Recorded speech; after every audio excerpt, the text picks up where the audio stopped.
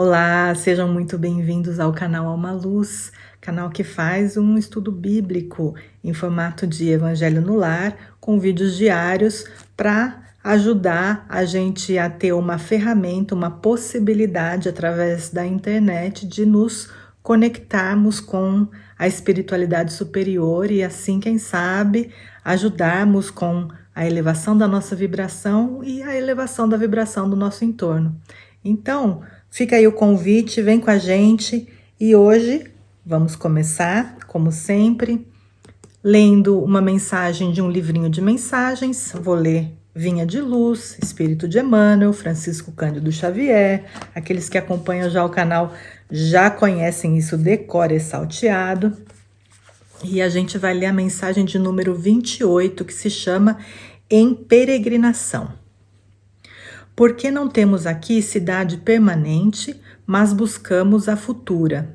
Isso é uma frase de Paulo que está em Hebreus, capítulo 13, versículo 14. Risível é o instinto de apropriação indébita que assinala a maioria dos homens. Não será a Terra comparável a grande carro cósmico onde se encontra o espírito em viagem educativa? Se a criatura permanece na abastança material, apenas excursiona em aposentos mais confortáveis. Se respira na pobreza, viaja igualmente com vistas ao mesmo destino, apesar da condição de segunda classe transitória. Se apresenta notável figuração física, somente enverga efêmera vestidura de aspecto mais agradável através de curto tempo na jornada empreendida. Se exibe traços menos belos ou caracterizados de evidentes imperfeições, vale-se de indumentária tão passageira quanto a mais linda roupagem do próximo na peregrinação em curso. Por mais que o impulso da propriedade ateie fogueiras de perturbações e discórdias na maquinaria do mundo, a realidade é que homem algum possui no chão do planeta domicílio permanente. Todos os patrimônios materiais a que se atira, ávido de possuir, se desgastam e transformam. Nos bens que incorpora ao seu nome, até o corpo que julga exclusivamente seu, ocorrem modificações cada dia, impelindo-o a renovar-se e a melhorar-se para a eternidade. Se não estás cego, pois, para as leis da vida, se já despertaste para o entendimento superior, examina a tempo onde te deixará provisoriamente o comboio da experiência humana nas súbitas paradas da morte. Nós vamos fazer a nossa oração nesse momento. Pedimos a todos que sentem-se confortavelmente, respirem profundamente, fechem os olhos. E a gente vai buscando se sintonizar um com o outro, para juntos elevarmos uma prece ao nosso Mestre Jesus. Mestre amado, gratidão vos damos por estarmos aqui reunidos mais uma vez em seu nome. Gratidão pelo ambiente preparado para que pudéssemos hoje realizar mais uma vez esse estudo bíblico, esse Evangelho no Lar. Gratidão por todos aqueles que se conectam conosco, que nesse momento vibram igualmente no desejo de buscar conhecimento, no desejo de obter informações que vão nos ajudar a compreender como o que está escrito nessa mensagem, que essa vida aqui na carne é só uma passagem, que não importa a situação em que nós estivermos, que basta que nós compreendamos ou tentemos compreender a situação que nos rodeia para tirarmos o maior proveito das lições que a vida nos dá. E assim, unamos as nossas forças com aqueles que caminham conosco para realizarmos o melhor nas nossas vidas e nas vidas daqueles que caminham conosco. Mestre, nós pedimos hoje a sua inspiração, a sua proteção, o seu amparo e a sua luz. assim como pedimos aos nossos amigos na espiritualidade que igualmente nos dê as mãos essa noite e ajude-nos aqui a interpretar as palavras do Evangelho do nosso Mestre Jesus. Nós agradecemos a vocês pela preparação do ambiente e agradecemos ao Mestre sempre pela companhia, pelas lições. Muito obrigada e que assim seja.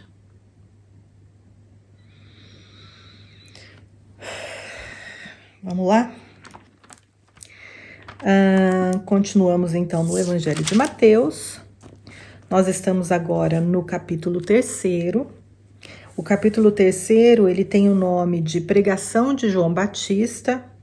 Provavelmente esse nome é um nome específico dessa edição da Bíblia, então pode ser que não seja, não tem, aliás, os capítulos eles não têm nome, né? Essa edição ela deu nome aos capítulos, acho que para facilitar encontrar as lições por temas. Então a gente está no tema Pregação de João Batista, Pregação de João o Batista.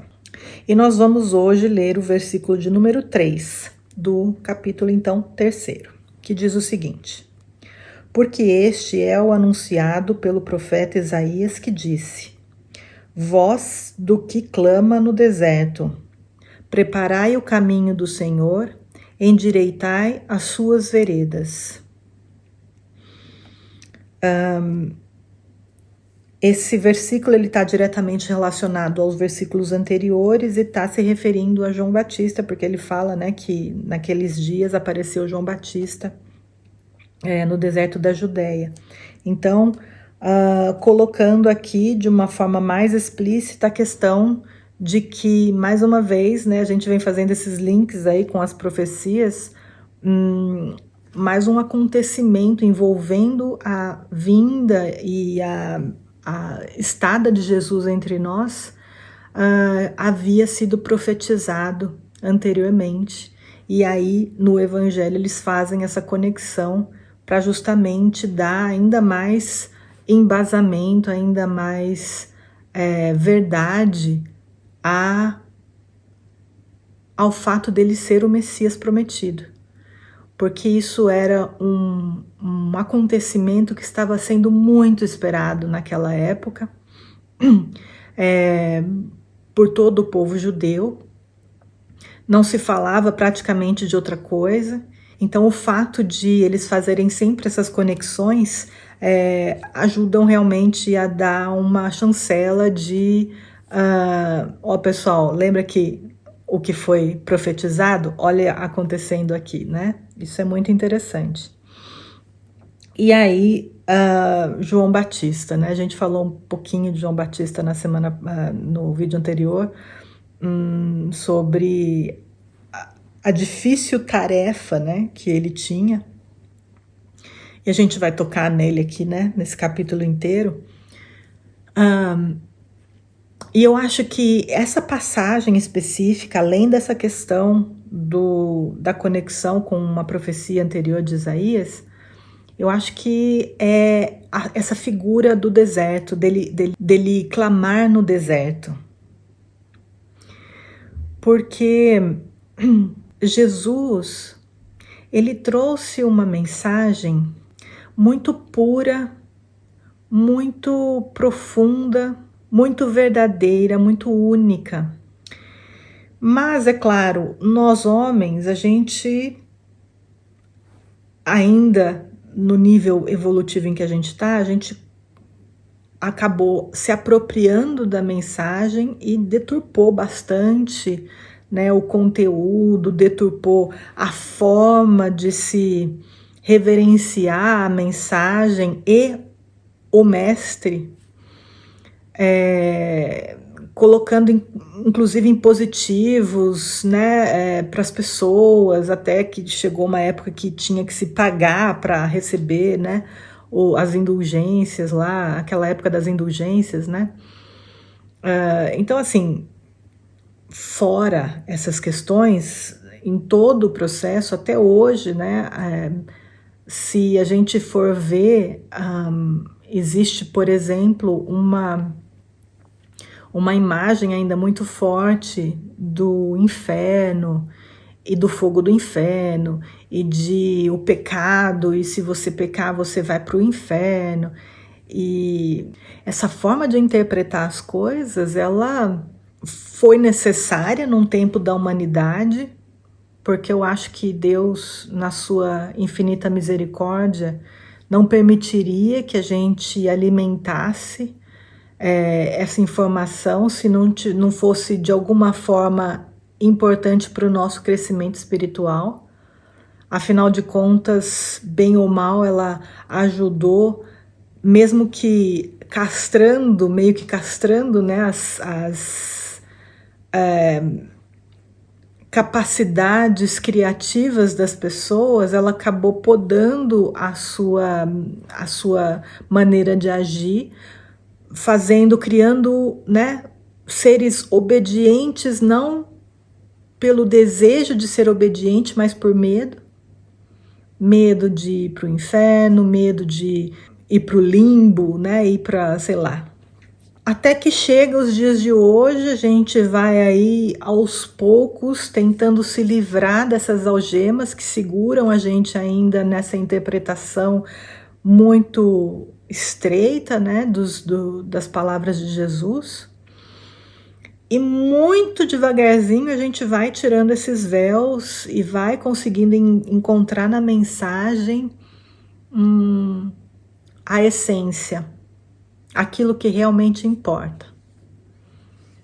E essa figura do João Batista clamando no deserto, ela é mais ou menos a figura dessa mensagem de Jesus que foi, né, escondida praticamente pelas coisas exteriores, por aquilo que não importa, e acabou que a sua luz, ela existe ainda, porque a mensagem ela é muito poderosa, e mesmo com todos esses penduricalhos, ela ainda brilha muito forte lá no fundo, mas a luz dela chega muito fraquinha a nós.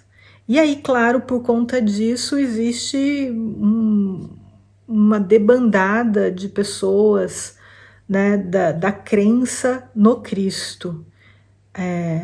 Para mim, independe das religiões, vocês me desculpem, religiões, mas não acho que para acreditar em Jesus haja necessidade de qualquer religião. Então, não é uma questão de religião, é uma questão de espiritualidade. Então, eu fico muito triste quando eu leio que as pessoas, né, ditas mais cultas, mais inteligentes, vejam a necessidade de se tornarem ateias, porque a forma como a mensagem é vendida, né, no mundo é tão infantil, é tão infantilizada, que quando você coloca o raciocínio para, né, analisar, você fala, imagina que isso é verdade. Claro, a pessoa está vendo só aquelas coisas exteriores que o pessoal colocou na mensagem, não está vendo a essência da mensagem, que é maravilhosa. Então, é como se essa mensagem fosse aquela que clama no deserto. É como se ela estivesse lá falando no deserto para ninguém praticamente, porque ninguém ouve. As ondas sonoras, elas, como no efeito borboleta, elas de alguma forma elas atingem a humanidade inteira, não mais como som, como movimentações do ar que atingem as pessoas e beneficiam as pessoas de alguma forma ainda, apesar dos pesares.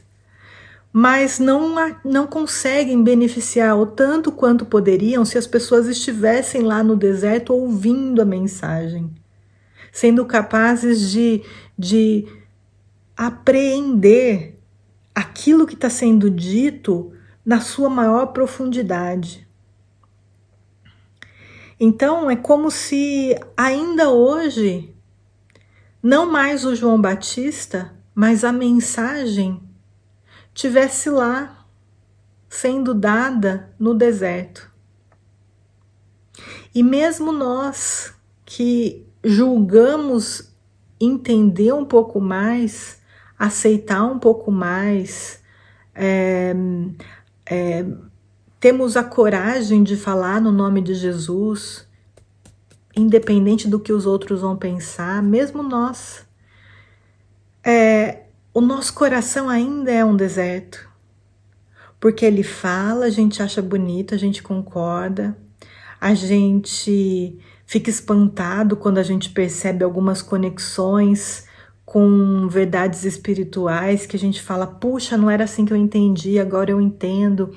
Aí Jesus fica cada vez maior aos nossos olhos, a realidade espiritual, o reino de Deus, né? Isso tudo ganha perspectivas completamente diferentes aos nossos olhos, de uma forma transcendente, e a gente fica só nessa teoria, só na contemplação da beleza que a gente não é capaz de ver, a gente só imagina. Alguns com meditação ainda tocam um pouco nesse algo que a gente não pode dizer que é lugar, a gente não pode falar que é coisa, porque não é, é espírito, é muito mais do que coisa, matéria, lugar, energia, é mais do que isso. Só que o nosso coração ainda está vazio. O nosso coração ainda está vazio. A gente ainda não se conscientizou da necessidade da ação. A gente não consegue ter paciência no trânsito, a gente não consegue ter, sabe, mudar um pouco a nossa forma de ver o mundo para ser capaz de falar um bom dia, uma boa tarde, uma boa noite, desejando isso para as pessoas. A gente fala pela obrigação de falar. A gente não é capaz de fazer uma gentileza, de pegar alguma coisa que caiu no chão e entregar para a pessoa, de segurar uma porta, não importa se é homem, se é mulher, assim, eu tô dizendo de coisinhas pequenas do dia a dia, porque se a gente começasse por essas pequenas, a gente seria capaz de ir aumentando a intensidade, porque aí elas ficam automáticas. Como que a gente faz para aprender alguma coisa? A gente tem que exercitar, exercitar, exercitar, exercitar, exercitar, até que chega um momento que a gente não precisa mais do exercício, porque já está saindo automático. Esse é o ponto. A gente ainda não chegou nem na parte do exercício. A gente ainda está só no aproveitamento da situação, lendo um livro, que legal, parabéns, fazendo aqui o Evangelho no Lar, parabéns, muito bom. E a ação?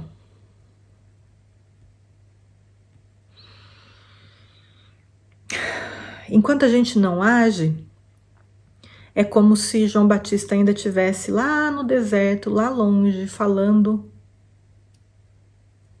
para a areia, falando para o ar. Ninguém está escutando.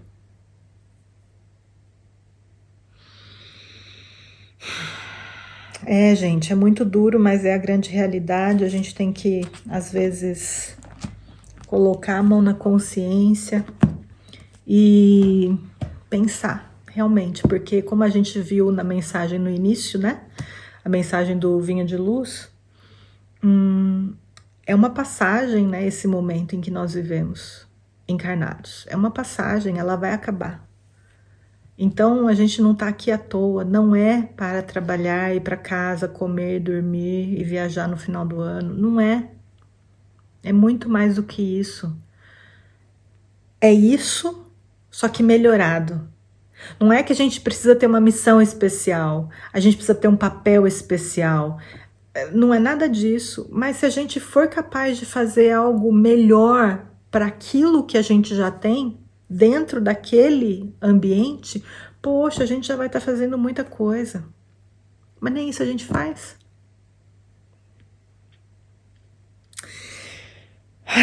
Vamos lá, gente, fazer a nossa oração de encerramento. A gente fica com essa reflexão aí para terminar.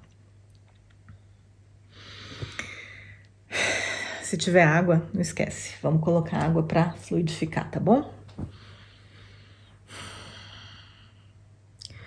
Mestre de amor e de luz, nós agradecemos a sua paciência para conosco. Dê-nos a mão, Mestre, ampara-nos, proteja-nos e guia-nos no caminho, mostre-nos o que precisamos fazer para alcançarmos, de alguma forma, a possibilidade de chegarmos 1 centímetro mais perto do caminho correto. A gente entende já a necessidade de transformação, de autotransformação. A gente entende que a nossa autotransformação, só a nossa autotransformação é que vai transformar o externo, o mundo. E o mundo precisa muito mudar, a gente sabe. A gente sabe que nós somos os responsáveis pela nova terra e que a nova terra depende de nós. Que cada dia essa consciência fique mais forte, mais profunda dentro de nós e nos impulsione a fazer o que é necessário para a mudança. Mestre, nós pedimos que, pelo seu amparo, pela graça do nosso Pai Celestial, nesse momento possa vir das fontes mais puras da espiritualidade superior, os eflúvios salutares de luz, para essas águas que a gente coloca à disposição para serem fluidificadas, que elas possam receber o influxo de amor e de equilíbrio e de saúde que vem da espiritualidade maior, e que nós, ao bebê-las, possamos receber exatamente aquilo que estamos precisando nesse momento, com a graça de Deus. Nós aproveitamos que estamos aqui reunidos e pedimos pelo nosso planeta, pelo nosso país, pelos países vizinhos, pelo continente, por todos os continentes, por cada pessoa, cada alma encarnada e desencarnada, que possam receber o amparo, a proteção, a luz, a inspiração para fazer o melhor nesse dia de hoje, no dia de amanhã e sempre. Nós agradecemos por mais uma oportunidade, muito obrigada e que assim seja. É isso, pessoal. Nos vemos então na próxima. Tchau.